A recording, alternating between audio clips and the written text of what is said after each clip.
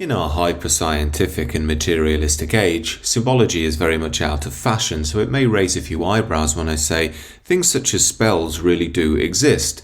Not spells in the Harry Potter sense with a wand, but spells in the form of words, which are essentially curses. A simple example of this from our personal lives could be somebody in a superior position to us telling us we're unable to do something. He may have only told us that because it threatens his own position if we're to evolve, but we were unsure of ourselves at the time and therefore believed it. A much more common example is someone warning us that we'll be laughed at if we try a certain thing that will look foolish. This is so powerful because it taps into our evolutionary markers. It stems from a fear of ostracization by the crowd. If we're ostracized by the crowd back in the day, it would mean we're alone in wild nature. That means certain death. That's why it's so powerful, the fear of being left out. Incidentally, it's this dimension that hides behind the modern slur of being called far right. It doesn't actually matter if someone is far right or not. What matters is someone could be argued to be far right, and with that, they can be ostracized from the mainstream. As I've said before in videos, when they say far right, they don't really mean anything to do with far right politics. What they're trying to bring to mind is the modern Western mythos, the idea that if you're far right, you're somehow the Auschwitz death camp guard, you are the pure evil incarnate, at one with the modern devil. So you best shut up and do as we tell you, because we're the sensible centrists who are on the side of the masses. Now this is why I'm very eager to push this understanding of our tradition, to get ourselves personally and spiritually right on this channel. As a reason I started the Substack. I'm really working towards that. Check it out down below if you're interested. But the reason this is so important is because we can look at ourselves in the mirror and try and live via a pure heart. That means without anger, without fear, without resentment. And then we can see the world as it is. And then you start to see how globalist liberalism really is doing a number on us. Once in this state, wearing the armour of God, to use religious language, we're then immune to the attacks and spells of liberalism. We can see right through them, and you also see the behaviour of the globalist liberals is quite extreme in and of itself. They have pushed mass immigration, that's historically unprecedented. They've pushed LGBTQ ideology, historically unprecedented. They've pushed multiculturalism, again, historically unprecedented. But to get back to spells and curses, here's a liberal on GB News. I don't know who he is, but he's got that smug muck, smug pants look on his face, and he's engaging in the dark arts here again. The interviewer asks him a very rational question about asylum seekers and mentions the word native Brits. But look how the liberal responds. You think it's fair enough that asylum seekers, including small boat migrants, it's fair enough. They are they're not legally asylum seekers. They're not legally asylum seekers. You think it's fair? They are not legally asylum above seekers. Native Brits. Brits. That's a bit of a dog whistle. Asylum seekers aren't Brits, are they? But native Brits. That's a bit of a dog whistle there, Ben. But asylum seekers aren't Brits, are they? No, they're not. Well then, we already talked about as opposed to non-native Brits. What do you mean by native? As opposed to native British Brits? citizens. British citizens. So what's a non-native Brit? Why is this hard for you to understand? What's a citizens? What's a non-native Brit? You may notice here our progressive friend isn't answering the question. He's attacking the subtext and focusing down on terms in an effort to imply that the questioner himself has fallen in to some far-right Nazi ideology, that the questioner may be some secretive death camp guard himself. This is perhaps the most common liberal tactic, the implication of progressive moral theology via using the dark arts in argumentation. I'm the good moral person, everybody thinks that, you're not a bad fascist, are you? However, this is why it was so refreshing to see Rupert Lowe, the increasingly impressive Rupert Lowe I should add, of Reform, in the Houses of Parliament yesterday, giving it both barrels over the grooming gangs. The mass rape of young white working class girls by gangs of Pakistani rapists is a rotting stain on our nation. This is not about Elon Musk. This is not a bandwagon of the far right.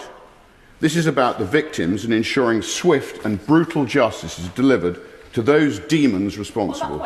It is about distinguishing between right and wrong. Well said, sir. This is what the British people have been wanting. An honest man who stands up and gives it raw and real. This is who we want to be represented by. However, how do you think the Labour Party types dealt with this sort of messaging? Well, here's Sarah Champion. She's a Labour Party MP, and you can imagine what she's going to say. I feel disgusted by what the Honourable Gentleman has just said. Can you imagine if you're a victim or survivor listening to that? I'm sure his intent is to get to the truth and get justice. But the language, please think about who hears our words. Sarah Champion is the symbolic devouring mother I speak about a bit on this channel. The devouring mother, remember, is the womanly figure who seeks to protect her children, to be warm and caring and kind. However, in time, a once her warming hug becomes soon a noose around our necks, something which stops us growing, which renders us weak, ineffective, lost men. The sort of men that can't support themselves nor their country, that can't defend themselves, let alone the most vulnerable in their society. Her messaging here is strange and emotional. Why would the victims of grooming gangs not want justice? This doesn't make any sense. What she's offended by is Rupert Lowe's raw and real language calling out a real and brutal reality. He has the guts to point the finger where it deserves to be pointed, and credit to him for it. These Labour Party MPs will be our death. However, the Labour Party know that they are losing if they haven't already lost the British public. The public are waking up to the far-right scam and want the truth now. So what do you think the Labour Party do in defence? Latest from our colleagues at NBC there in Los Angeles. Let's just bring you a bit of breaking news from here in the UK. The government has announced a full asset freeze against an organisation called Blood and Honour.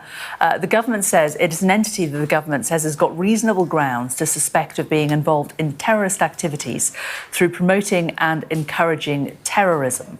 It is the first use of the Treasury-led domestic counter-terrorism sanctions regime to specifically target right-wing extremists. And the government says the designation of Blood and Honour is a clear signal that the UK is working proactively to stop terrorist financing. Now, do you know who Blood and Honour are?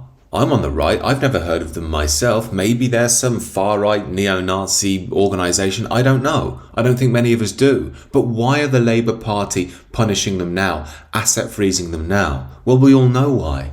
It's because they're on the back foot and they need to reaffirm the threat of the supposed far right. If you agree with Rupert Lowe, you're basically part of whatever this Blood and Honour thing is. You're a horrible person. You're the concentration camp guard, don't you know? And this will be just enough to shut the normies up from complaining when they refuse us, as expected, a national comprehensive inquiry into the national cover-up over decades of the grooming gangs. The ayes to the right, 111. The noes to the left, 364.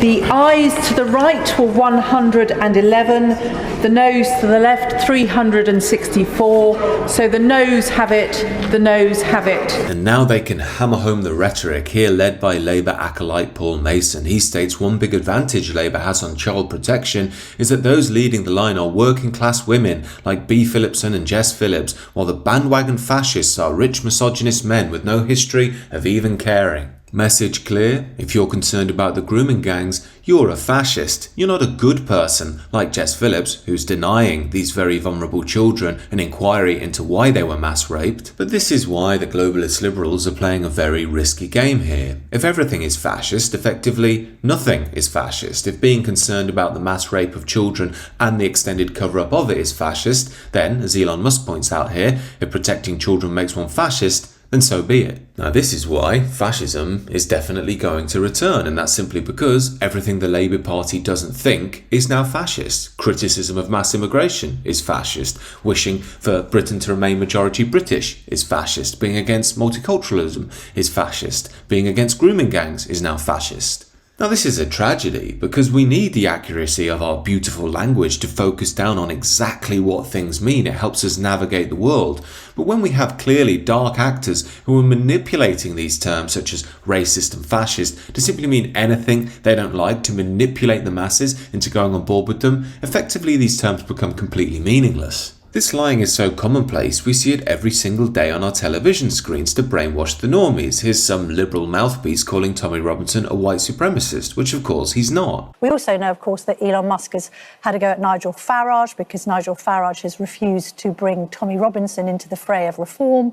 Tommy Robinson has obviously been vocal about this issue, although therein lies the contradiction here, because for all of his genius, wisdom and wealth, Elon Musk doesn't quite seem to understand who Tommy Robinson is and what he represents, which is a misunderstanding that is sometimes seen across the pond, Americans and Canadians thinking that Tommy Robinson is some kind of, misunderstood folklore figure, when in fact he's a convicted criminal and white supremacist who hasn't really done much. In fact, he's currently serving a sentence for contempt of court for nearly disrupting the proper investigation of a child sex abuse gang. This is just a barefaced lie. Tommy Robinson is not a white nationalist. He's a pro-Zionist, pro-multiculturalism, pro-immigration, anti-Islam activist. Open your borders to Hindus or Sikhs.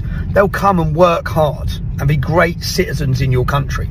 So happy divide. As I've said before, Tommy Robinson's ideas on immigration and multiculturalism seem quite liberal to me. It's just he doesn't like Islam. However, this doesn't stop the liberal mainstream because they're not concerned with the truth. They're concerned with maintaining their narrative that they are the good people of this world and you're evil if you don't agree with them. This is why we can't trust these people anymore. They don't use words accurately, they use them as spells. And this is why I think the only course of action that we really have is to work on ourselves spiritually and personally, to be able to look into one's heart and see that you're not motivated by fear, anger or hatred, but a desire to find the truth, to align yourself with a great tradition that can guide us through these chaotic times. Now, I am under no illusions that this is an easy process. It takes time and is difficult to overcome inner demons. I know that from personal experience, and they can return from time to time as well and start impacting your thinking. It's why we need a rich tradition and spiritual renewal to really see the world as it is. However, once this process is underway and people start to see the world for what it is and go to something richer than the modern world can offer, we can overcome the modern mess of manipulative liberalism. Again, this is very much a mission of mine in the future on the Substack. Link is down below. Do let me know your thoughts about all this below this video as well, and consider subscribing to the channel if you're new.